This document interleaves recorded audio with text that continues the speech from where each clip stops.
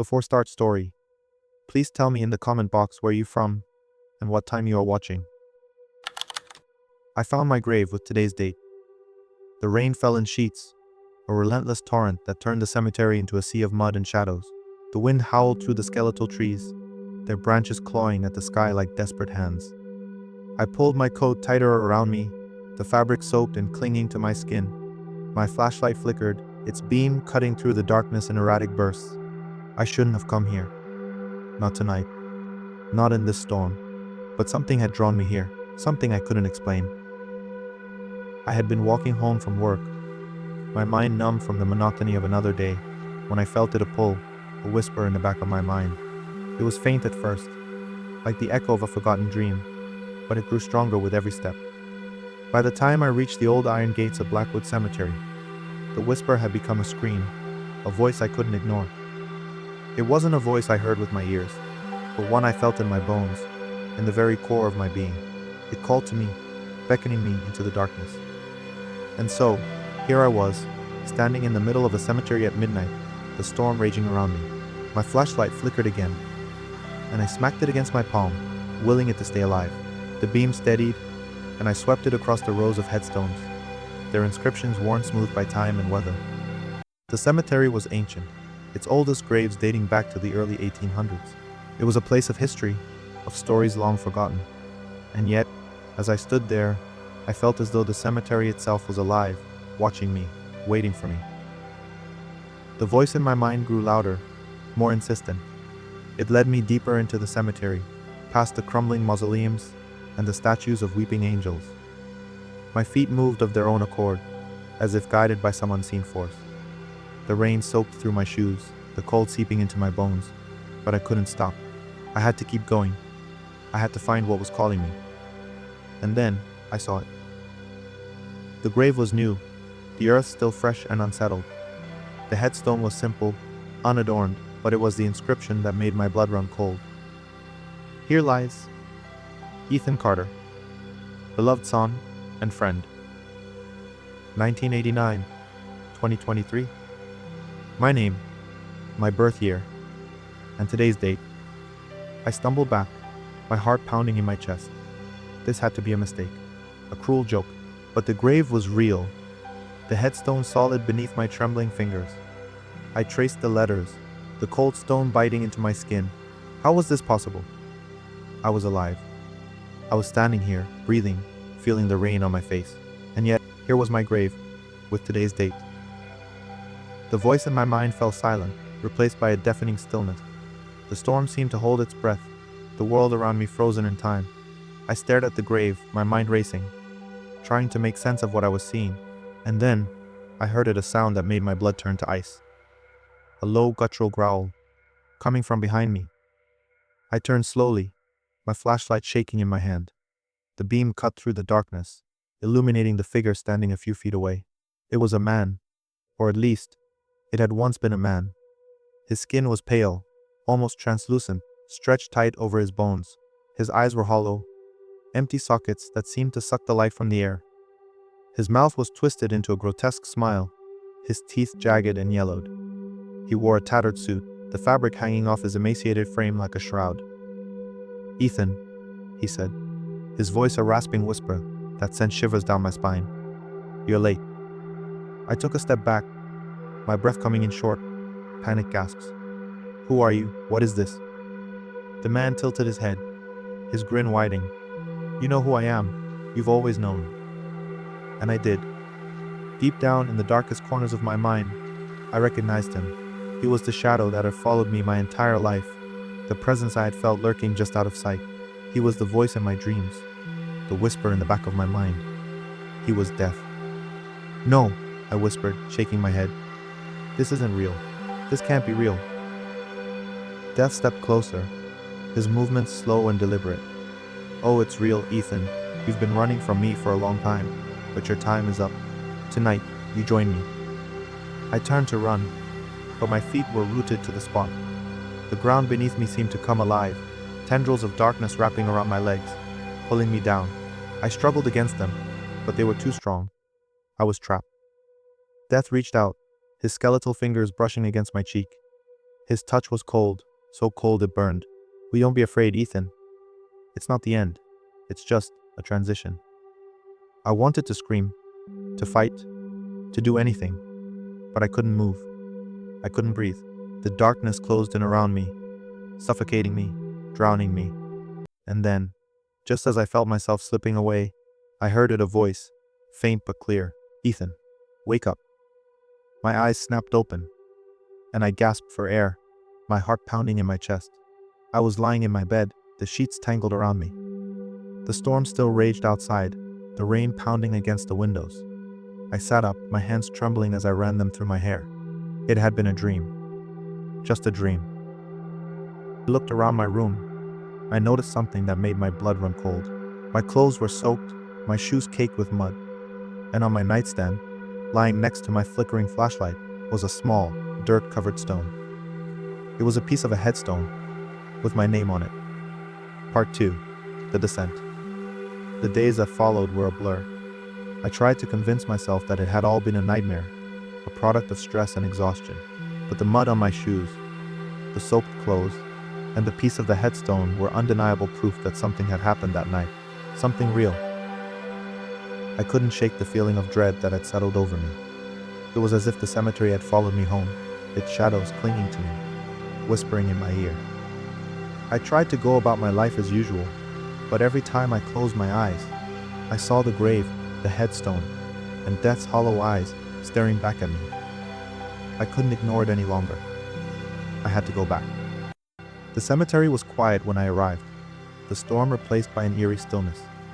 The sun hung low in the sky, casting long shadows across the graves.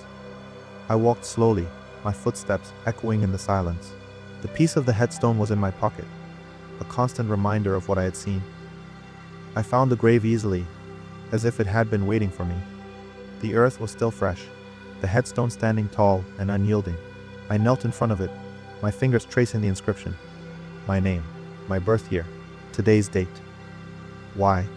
I whispered, my voice breaking. "Why is this happening?"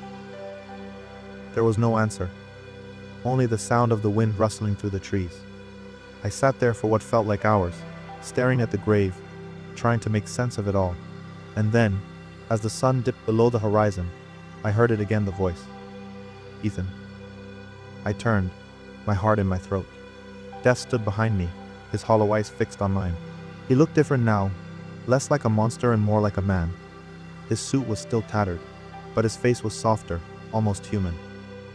"You came back," he said, his voice calm, almost gentle. "I didn't have a choice," I replied, my voice trembling. "What do you want from me?"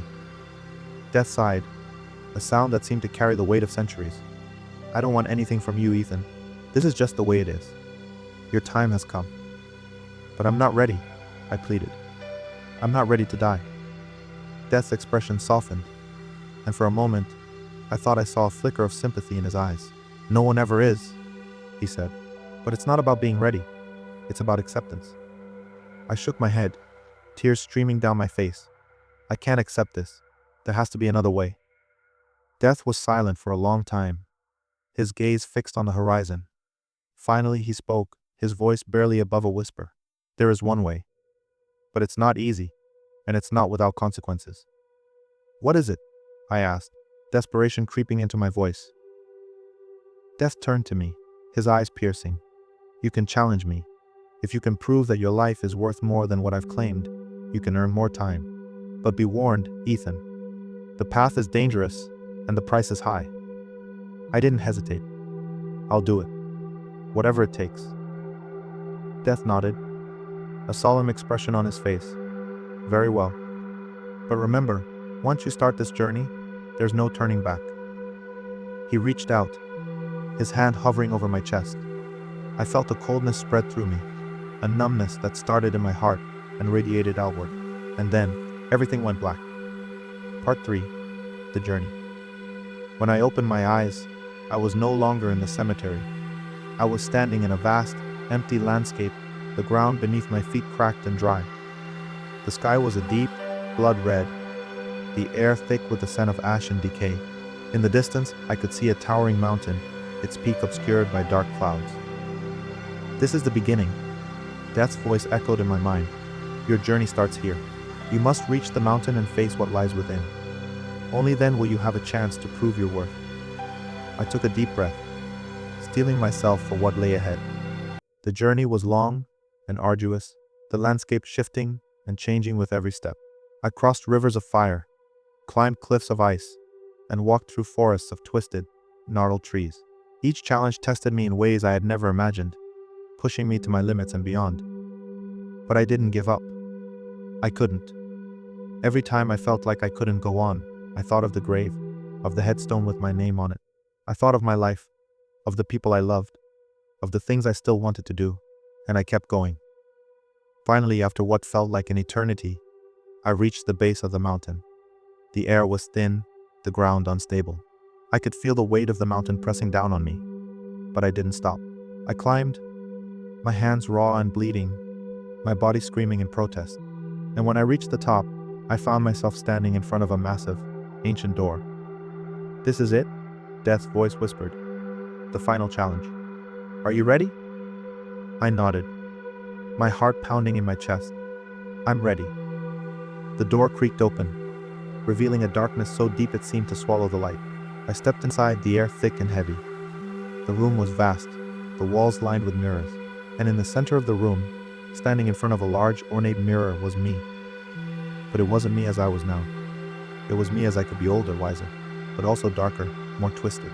My reflection smiled at me, a cold, cruel smile that sent shivers down my spine.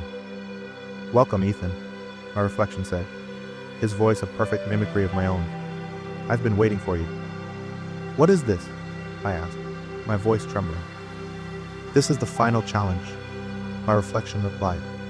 "You must face yourself, your fears, your regrets, your darkest desires. Only by confronting them can you prove your worth." I took a step forward, my eyes locked on my reflection. "I'm not afraid of you." My reflection laughed, a sound that echoed through the room. "Oh, but you should be, because I am you, Ethan. I am everything you've tried to hide, everything you've tried to forget, and I'm not going to let you win." The room seemed to close in around me, the mirrors reflecting endless versions of myself, each one darker and more twisted than the last. I could feel their eyes on me, their whispers in my ear, their hands reaching out to pull me into the darkness. But I didn't back down. I stood my ground, facing my reflection, facing myself. "I'm not afraid of you," I repeated, my voice stronger this time. "I've made mistakes, I've done things I'm not proud of. But I'm not defined by my past. I'm defined by who I am now, by the choices I make today." My reflection's smile faltered, his eyes narrowing. "You think you're strong enough to face me, to face the truth?" "I am," I said, my voice steady. "Because I'm not just my mistakes. I'm also my hopes, my dreams, my love. And that's what makes me stronger than you." For a moment there was silence, and then my reflection began to change. The darkness faded, replaced by light. The twisted smile softened, becoming a genuine, warm smile. And then he reached out, his hand touching the surface of the mirror. "You've proven your worth, Ethan," he said, his voice filled with pride. "You've faced yourself and you've come out stronger. You've earned more time." The room began to dissolve, the mirrors shattering into 1,000 pieces of light. I felt a warmth spread through me, a sense of peace and acceptance. And then I was back in the cemetery, standing in front of my grave. The headstone was gone, the earth smooth and undisturbed. The storm had passed, the sky clear and filled with stars. I took a deep breath, the air fresh and clean. "You've done well, Ethan," Death's voice whispered in my ear. "You've earned more time. But remember, this is not the end. Your journey is far from over." I nodded, a sense of calm settling over me. "I understand." Death's presence faded, the cemetery falling silent once more. I stood there for a moment, taking in the peace and quiet. And then, I turned and walked away, ready to face whatever came next. Epilogue. The days that followed were different. I felt a sense of clarity, a newfound appreciation for life. I didn't know how much time I had left, but I knew I wasn't going to waste it. I spent more time with the people I loved, pursued the things that made me happy, and faced my fears head-on. The piece of the headstone remained in my pocket, a reminder of the journey I had taken and the challenges I had faced. It was a symbol of my strength, my resilience, and my determination to live my life to the fullest. And as I walked through the cemetery one last time, I felt a sense of peace. The shadows no longer frightened me. The whispers no longer haunted me. I had faced death, faced myself, and come out stronger. I had found my grave, but I had also found my life, and I was determined to make the most of it.